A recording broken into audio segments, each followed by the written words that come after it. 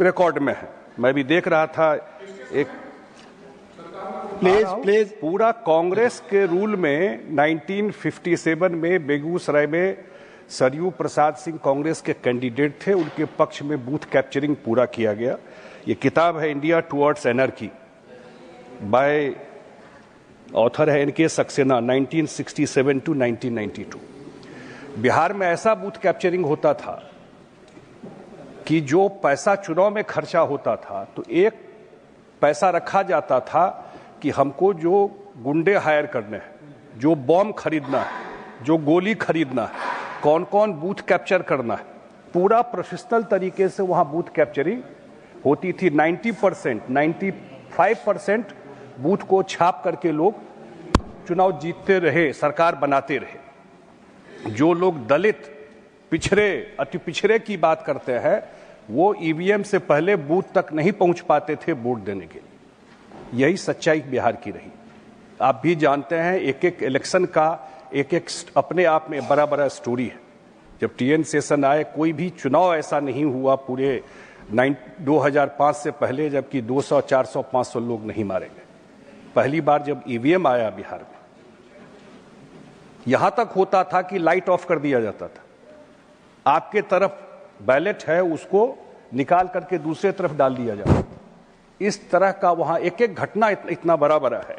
वहां का booth capturing पूरा प्रोफेशनल तरीके से, पूरे ऐसे ऐसे लोग आइडेंटिफाई थे जो नोन थे कि ये लोग इस जिला से जाके दूसरे जिला में जाके बूथ कैप्चरिंग करेंगे। यही वहां पे रहा।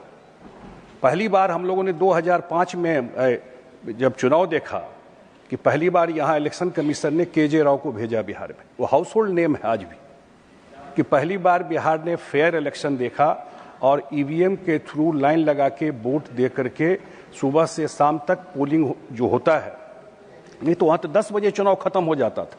10-11 बजे तक बूथ छाप लिए, चुनाव खत्म, बाहर से ही भागा के भेज दिया जाता था।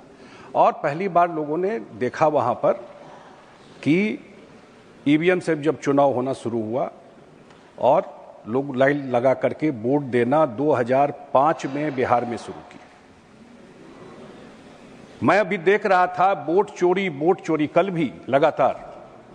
मैं एक चुनाव का रेफरेंस जरूर देना चाहता हूं, 2005 फरवरी का। वोट चोरी तो समझ में आता है, आप पूरा जनमत चोरी हो गया। पूरा का पूरा 2005 के चुनाव, फरवरी के चुनाव में 2 चुनाव हुआ था उस साल बिहार में। 2005 फरवरी के चुनाव में हंग असेंबली हुआ। नीतीश कुमार जी के नेतृत्व में कुछ लोगों ने समर्थन दे करके इनको सपोर्ट मिल गया सरकार फॉर्मेशन के लिए। और उस समय की जो सरकार थी, आदरणीय मनमोहन सिंह जी प्रधानमंत्री थे, यूपीए की सरकार थी। और रात में 12 बजे रात में कैबिनेट किया गया और कैबिनेट करके प्रेसिडेंट थे मॉस्को में। रात में फैक्स से मंगाया गया और राष्ट्रपति शासन बिहार में लगा दिया गया। कोई एमएलए ओथ भी नहीं लिया था। सुप्रीम कोर्ट गए, कोई चर्चा नहीं करता है। हम लोग, सुप्रीम कोर्ट का जजमेंट है। कितनी बड़ी धांधली हुई सरकार बचाने के लिए उस समय। आजकल वोट चोरी का बड़ा यात्रा निकल रहा है बिहार में, निकाल करके आया है। लेकिन पूरा का पूरा बिहार के चुनाव में जो एमएलए जीत के आए, उनका आज भी नाम भूतपूर्व एमएलए नहीं है, उनको अभूतपूर्व एमएलए कहा जाता है, क्योंकि वो शपथ ही नहीं ले पाए। चुनाव जीत गए, लेकिन ऐसा काम कांग्रेस ने किया, वो शपथ नहीं ले पाए और राष्ट्रपति शासन लगा दिया गया वहां पर। और सुप्रीम कोर्ट का पूरा जजमेंट है। खुद कलाम साहब ने अपने ऑटोबायोग्राफी में लिखा है कि वो इस्तीफा देने का, जजमेंट के बाद वो इस्तीफा देने का मन बना लिए थे एक तरीके से। ये तो करतूत रहा है। अब मैं आता हूं एसआईआर पे चर्चा इसलिए मैं करना चाहता हूं कि एसआईआर सिर्फ बिहार में हुआ है, माननीय उपसभापति महोदय। अभी और जगह प्रक्रिया चालू है। यही एसआईआर 2003 में भी बिहार में हुआ था। ये पहली बार नहीं हुआ। यही एसआईआर बिहार में 2003 में भी, जब इतना टेक्नोलॉजी नहीं था, 30 दिन के अंदर एसआईआर का काम पूरा किया गया बिहार में। और इसी एसआईआर में अभी जब ये काम हुआ। अभी जो काम, I will allow you, please sit, take your seat. माननीय Sanjay ji, point of order पे हैं वो, प्लीज। हाँ बताएं। Roll 40 240. Yes. Sir, limited submission here is that when my party colleague spoke about SIR, she was interrupted. He speak about SIR. Everyone should be allowed to do that, sir. That is a limited point, sir. Thank you. Yes, please, माननीय संजय। रहा हूं कि वहां पर हुआ, और जब ये प्रक्रिया चल रही थी तो सारे पॉलिटिकल पार्टी को इन्वॉल्व किया गया, उसमें बुलाया गया, हम लोगों को, हमारे बीएलए को बुलाया गया।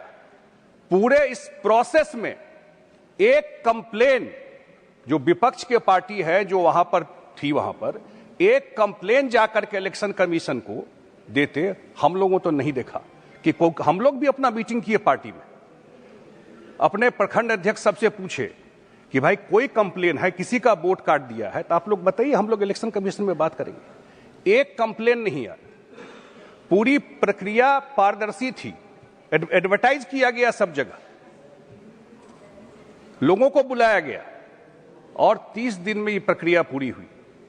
मैं देखा कि पूरा का पूरा यात्रा निकला हम लोगों के एरिया से। जो प्रतिपक्ष के कांग्रेस के नेता है, जिस जिस जिला में गए, कांग्रेस वहां साफ हो गई इस चुनाव में। एक भी सीट नहीं आया जिस जिला में यात्रा करके आया है। और उसके बाद महोदय 2025 का इलेक्शन हुआ बिहार का। पूरे इलेक्शन में बिहार जैसा प्रदेश जो जाना जाता था वायलेंस को लेकर के, बिहार जैसा प्रदेश 2 फेज में चुनाव हुआ, एक वायलेंस पूरा बिहार में कहीं नहीं हुई। एक जगह रीपोलिंग कहीं नहीं हुई, एक रीपोलिंग नहीं हुआ, क्योंकि चुनाव बिहार में हो रहा था। तो पूरा देश का मीडिया वहां घूम रहा था।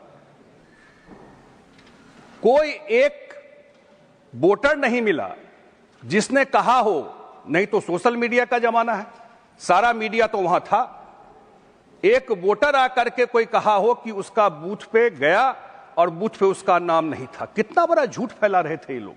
पिछला हाउस आपने पूरा का पूरा बंद कर दिया जो बिहार में एसआईआर हो रहा था। इसी हाउस में, मैं एक जरूर रेफरेंस दूंगा, मैं 2 मिनट एक्स्ट्रा लूंगा।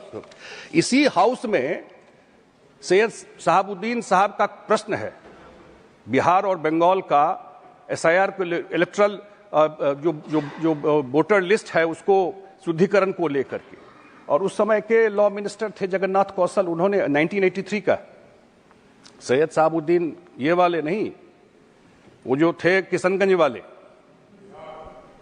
उनका, और वो कहा है कि इलेक्शन कमीशन का अधिकार है ये चीज करना। कांग्रेस के ही मंत्री थे उस समय। पूरा का पूरा चुनाव हो गया और एक कंप्लेन एक मीडिया में कहीं आया हो, इतना बड़ा चुनाव हुआ, हाईएस्ट वोटर टर्नआउट था, कोई बोला हो आकर के कि वोटर लिस्ट में मेरा नाम नहीं था, कहीं मीडिया में आता, कहीं सोशल मीडिया में आता। तो इतना बड़ा झूठ, वोट चोरी का झूठ, हमें तो बताया कितना बड़ा जनमत चोरी वहां पर हुआ। एक बात और कि सुझाव के तौर पर, क्योंकि हम लोग चुनाव से होके आए हैं, जरूर जनता को प्रॉमिस करना चाहिए चुनाव में। हर एक पार्टी मैनिफेस्टो निकालती है। जो महागठबंधन के लोग लड़ रहे थे, इंडिया गठबंधन के, उन्होंने वहां एक प्रॉमिस किया चुनाव में, सब कुछ कर दिया, लेकिन जनता तो देखता है कि किस नेता की क्रेडिबिलिटी है, चुनाव में तो किसका विश्वास है वो देखता है। उन्होंने घोषणा कर दिया कि हम बिहार के हर एक परिवार के एक लोग को सरकारी नौकरी देंगे। आज तक सारा इकोनॉमिस्ट फेल हो जाएगा इस थ्योरी पर। बिहार में 2 करोड़ 20 लाख परिवार है और 20 लाख लोग नौकरी में है और 2 करोड़ लोगों को सरकारी नौकरी देने की बात प्रॉमिस कर दिया। अगर उसको 40,000 भी तनख्वाह देंगे तो 10 लाख करोड़ रुपया लगेगा। बिहार का बजट 3.25 लाख करोड़ रुपया है। ऐसा प्रॉमिस करके लोगों के बीच में चुनाव से पहले आए। हर एक पार्टी को सोचना चाहिए, विचार जरूर करना चाहिए। अभी बहुत बात कह रहे थे कि एक बार चुनाव से पहले कोई ऐसा प्रॉमिस नहीं करे। जनता हालांकि इस सब बात को रिकॉग्नाइज नहीं करती है, लेकिन बिहार के अनुभव से मैं जरूर एक बात कह सकता हूं कि जो बिहार में 65 लाख वोट कटे 2003 से 25 तक 22 साल में, उसमें 40% वोट ऐसा था जिनका डेथ हो गया था, जो जिंदा नहीं है और उनके नाम पर बोगस वोटिंग होता था, जो माइग्रेट कर गए थे या जिनको 2 जगह जिनका नाम था, वही क्लीनिंग हुआ है। इसलिए एसआईआर या इलेक्टोरल प्रोसेस में जो चीजें हो रही है, हमारी पार्टी तो खास करके ईवीएम की सबसे बड़ी समर्थक है कि ईवीएम तो कभी नहीं हटना चाहिए, हम लोग देख चुके हैं बिहार में। तो मैं धन्यवाद देता हूं इस विषय पर हमको बात करने का मौका दिया, बहुत बहुत धन्यवाद। Thank you. Professor Ram Gopal Yadav जी।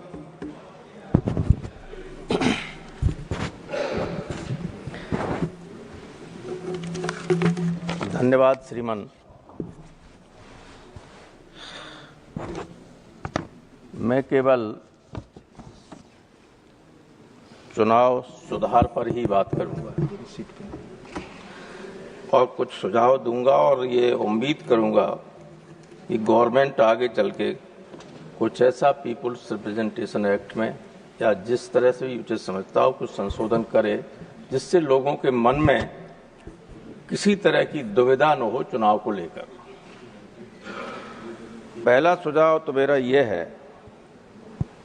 कि जिस दिन इलेक्शन कमीशन के कंपोजिशन के बारे में संशोधन किया गया, चीफ जस्टिस को हटाकर उसकी जगह एक मिनिस्टर को कर दिया गया, आपकी नीयत ठीक हो न हो या नीयत बिल्कुल ठीक हो, लेकिन जनता में ये संदेश गया ये इलेक्शन कमीशन की निष्पक्षता को खत्म करने का एक प्रयास है।